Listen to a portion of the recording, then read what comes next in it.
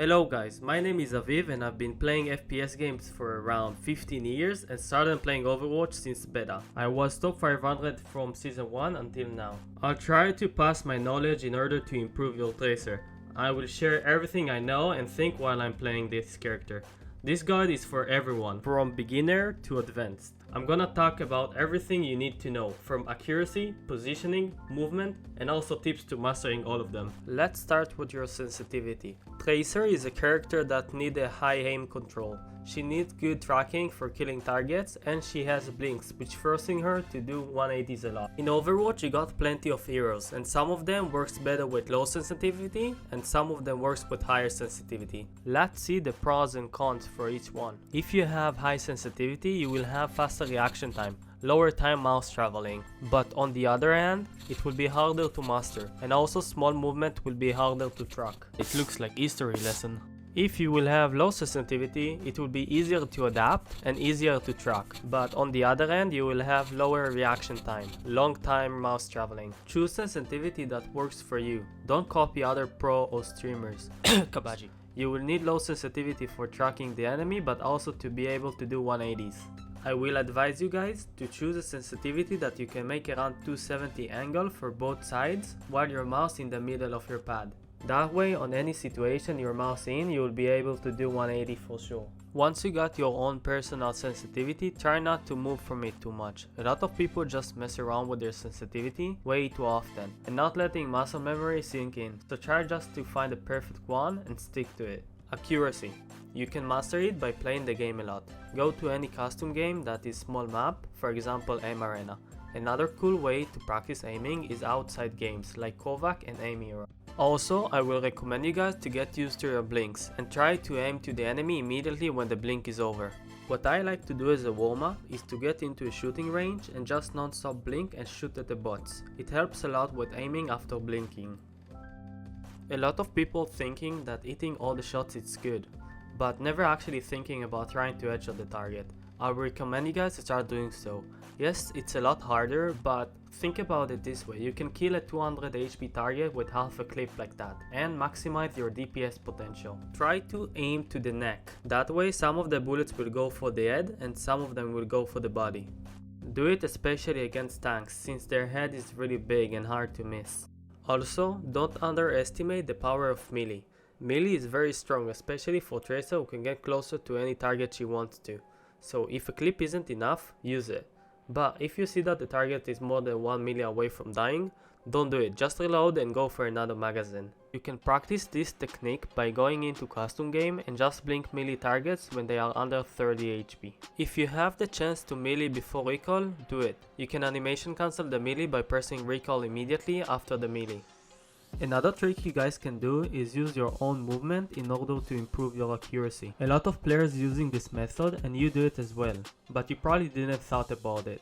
I call it mimicking. You're mimicking the enemy movement, that way you need to just make small adjustments in order to hit all the shots. If the enemy jump, you jump. If he moves right, you move right. And if he jumps from the roof, then you know.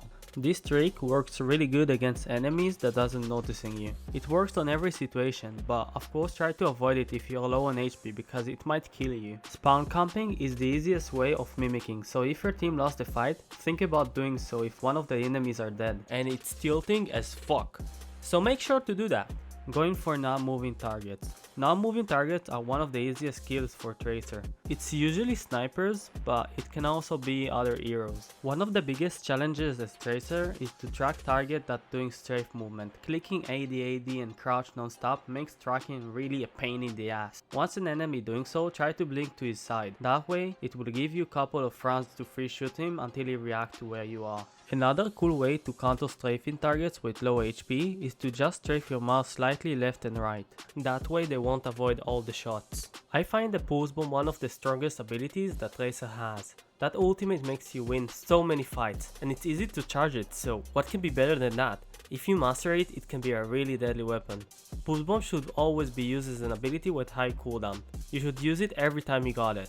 The only reason not to use it if you combine your ults together with another teammate, or you're already +2 on the fight and you can win without it. Just remember that if you guys are +1, it doesn't mean that you won the fight, so don't be afraid to use it. A lot of people waiting for the right opportunity and eventually barely using their ults. So just make sure to use it as much as possible, and if you get even one pick with that, that's more than enough. Tracer gets her pulse bomb almost every fight, so being good on landing them can get you so many picks and easy fights. So how do you land a pulse bomb? If you find yourself missing a stick on an enemy, you came to the right place. The easy way of using them is against tanks. They have very big hitbox and hard to miss because of that. Of course, they won't finish the tanks mostly, therefore you need to clip them before or afterwards. And in general, don't use recall after you put a pulse bomb on someone, just use another blink. It's just a waste of an ability that's really important. Try to go for the main tank with it. Once the enemy main tank is dead, it's a lot easier for your team to win the fight, especially if it's a shield tank. Just don't forget what can counter your pulse bomb, like Zarya bubbles or Matrix and all this shit. And if they got it, just try to force it before that.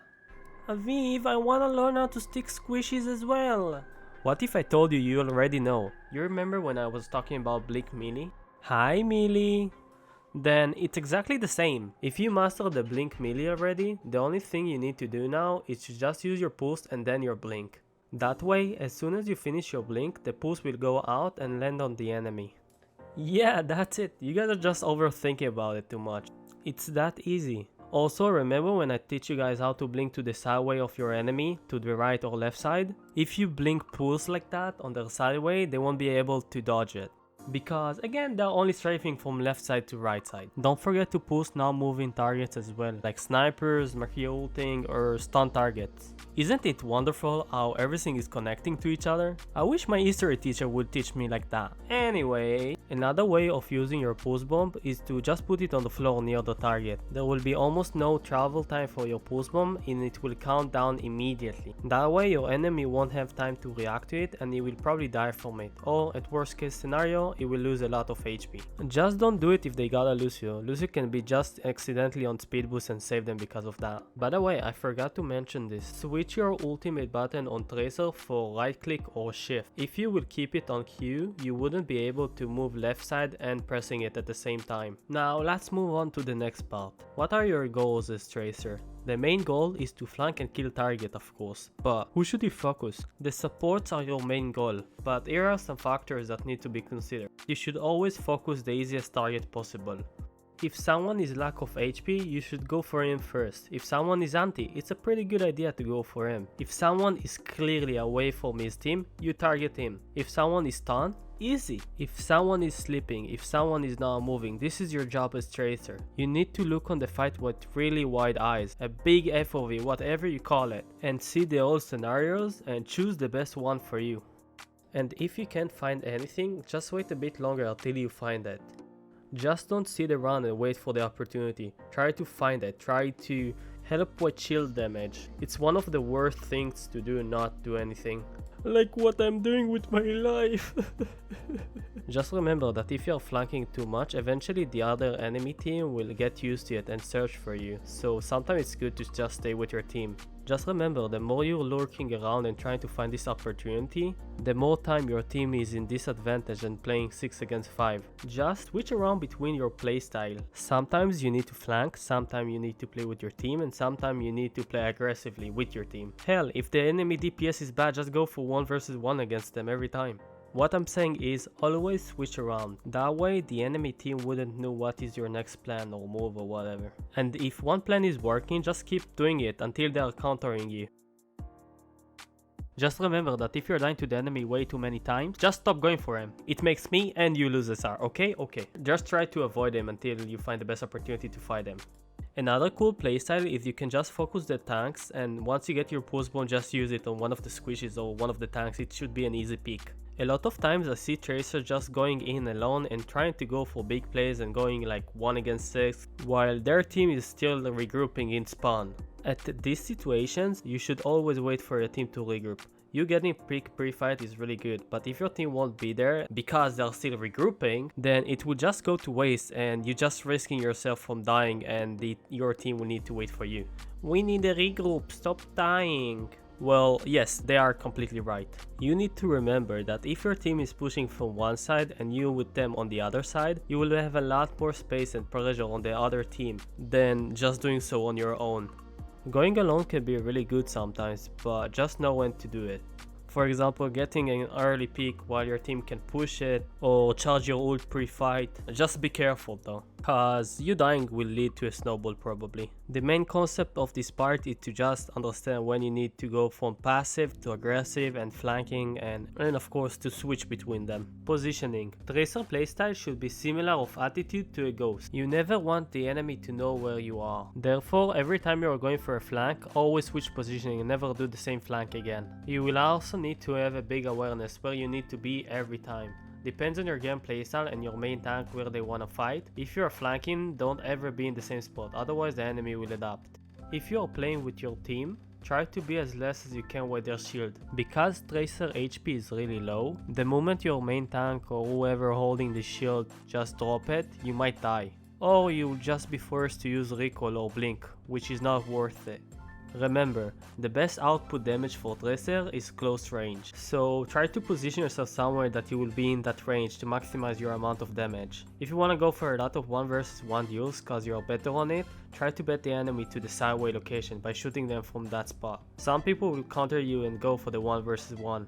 Just always remember to have a flank route and also a route to go back. Choose which playstyle you wanna play, and according to it, try to play on the best position as you can for it. Try to play as close as you can, but also use your environment in order to help you out.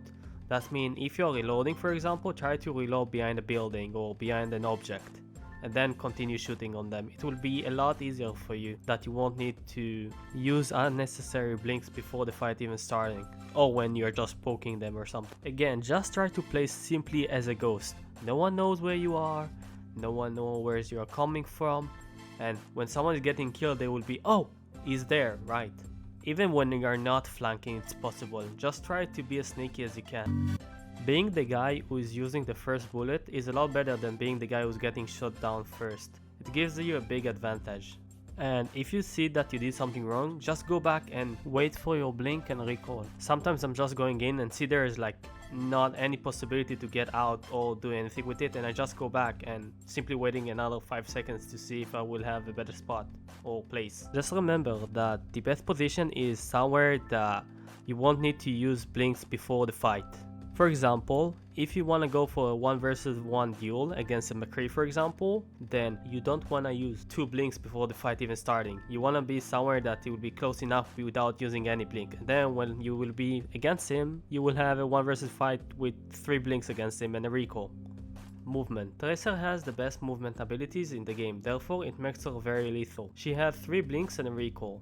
Not only that, she is very small, which makes her harder to kill. But on the other hand, she has a really low maximum HP, which makes her die to spam a lot. When you are in a fight, you wanna use your blinks as slow as possible, but also don't try to save it too much. Your movement can help you survive a lot longer than just using the blinks. If you are only using your blinks and not using your own movement without any abilities, then you're probably getting a lot of damage and getting forced to use your abilities a lot, which is not good. So what you guys need to start getting used to is to use strafe movement. As Tracer, I can survive for so long just by using strafe movement. You cannot just use blink every time someone is looking at you. You will also want to avoid some shots without it. Just simply click A and D non-stop.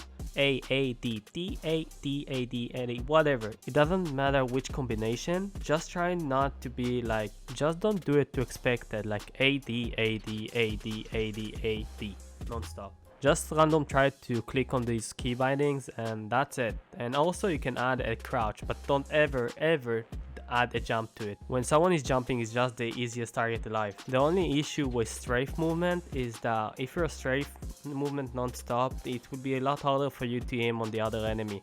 But it will also be worth it, so try to get used to aiming while using it.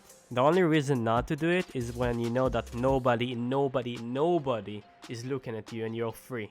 Now, the last thing is art counters. So first is enemy CC. As a tracer, you will always need to remember what easily can stop you. You always need to be aware of everything. If a Mercury got flashbang, Ana sleep, hog hook, and more. The more you know, the better. If someone is using CC ability, you should try counting, and that way you will know when you will have it next time. And you will know you're like pretty free for this couple of seconds. If you know that the enemy uses CC, that is a good time to go for the 1 versus 1 against him. Because when they don't have the CC, you will have the most odds to win them. And if you know he got it, just try to use your blinks as much as possible. Remember, the lower HP the enemy got and still have this CC, the more chances he's gonna do it. He will feel a lot more pressure to do so it's an easy win for you. If you don't know if the enemy got the CC, then just play as he got it, cause it's better to be safe than not. Remember that Tracer is the best character for 1 versus 1, so if they are using the CC, that's an easy win for you. Another out counters for Tracers are one-tap abilities, sniper headshots, and even when they are damage boosted by Mercy, then with body shots. Mercury headshots if you don't have all the HP,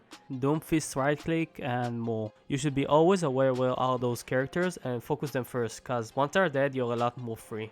And if you cannot challenge them, then try to not play around their line of sights. Another thing is vision. If the enemy got walls on you from Widow or Hanzo, or have the slightest clue from where you are coming to pop out from, you're at disadvantage. So make sure to remember that. So what did we learn until now? We learned how to find the best sense for Tracer. We learned how to master aiming and how to practice on it. Aiming on the target after finishing the blink. Focusing on landing headshots and not body shots only. We learned on melee, blink melee, and how to animation cancel it. Mimicking enemy movement, and that it's easier to use it if the enemy doesn't notice you.